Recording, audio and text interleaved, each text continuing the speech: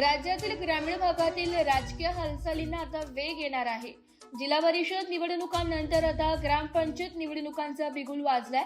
जानेवारी 2026 ते डिसेंबर 2026 या कालावधीत मुदत संपणाऱ्या ग्रामपंचायतींसह नव्याने स्थापन झालेल्या ग्रामपंचायतीच्या सार्वत्रिक निवडणुकांसाठी राज्य शासनाने प्रभाग वॉर्ड रचनेचा अधिकृत कार्यक्रम घोषित केलाय। त्यानुसार येत्या 20 फेब्रुवारी 2026 पासून प्रभाग रचनेच्या कामाला प्रत्यक्ष सुरुवात होणार आहे। ग्रामविकास विभागाचे सहसचिव वर्षा भरोसे यांनी या संदर्भातील आदेश जारी केले असून संपूर्ण प्रक्रियेची जबाबदारी जिल्हाधिकारी, उपविभागीय अधिकारी आणि तहसीलदार यांच्यावर सोपवण्यात आली आहे। असा असेल प्रभाग रचनेचा 3 स्टेप प्लॅन। प्रभाग रचनेचे काम प्रामुख्याने 3 टप्प्यात पार पडणार आहे। यामध्ये तंत्रज्ञानाचा वापर आणि प्रत्यक्ष पाहणीवर भर देण्यात येणार आहे। पहिल्या टप्प्यामध्ये नकाशे निश्चिती, तहसीलदार गुगल अर्थच्या साहाय्याने 20 फेब्रुवारी पर्यंत गावांचे नकाशे अंतिम करतील।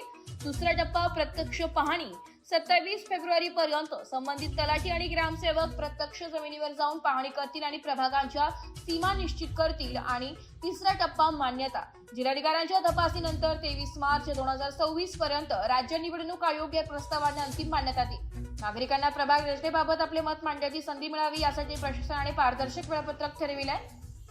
प्रारूप प्रसिद्धी 7 एप्रिल 2026 रोजी प्रभाग रचनेचा मसुदा जाहीर केला जाईल। हरकतीची मुदत नागरिकांना 7 ते 13 एप्रिल 2026 या कालावधीत आपल्या हरकती किंवा सूचना नोंदवता येतील। सुनावणी प्राप्त झालेल्या हरकतींवर 21 एप्रिल पर्यंत उपविभागीय अधिकाऱ्यांकडे सुनावणी पार पडेल। सर्व हरकतींचा निपटारा केल्यानंतर आणि प्रस्तावांची पडताळणी पूर्ण झाल्यावर जिल्हाधिकारी 28 एप्रिल पर्यंत अंतिम प्रभाग रचना राज्य निवडणूक आयोगाकडे सादर करतील। त्यानंतर 4 मे 2026 रोजी अधिकृतरित्या अंतिम प्रभाग रचना प्रसिद्ध केली जाणार आहे।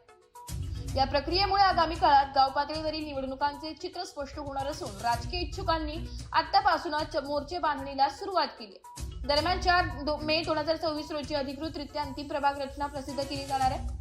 यानंतर राज्यात मुदत संपलेल्या ग्रामपंचायतीसाठी मतदान प्रक्रिया पार पडली जाणार। दरम्यान जिल्हा परिषद निवडणुकांची रणधुमाळी नुकतीच संपली आहे, तोपर्यंत लगेच ग्रामपंचायतीच्या निवडणुकांचा बिगुल वाढलाय। त्यामुळे पुन्हा एकदा राज्यातील राजकीय वातावरण गरम होण्याची शक्यता आहे। वृत्तसंकलन विभाग, एस मराठी न्यूज, नाशिक।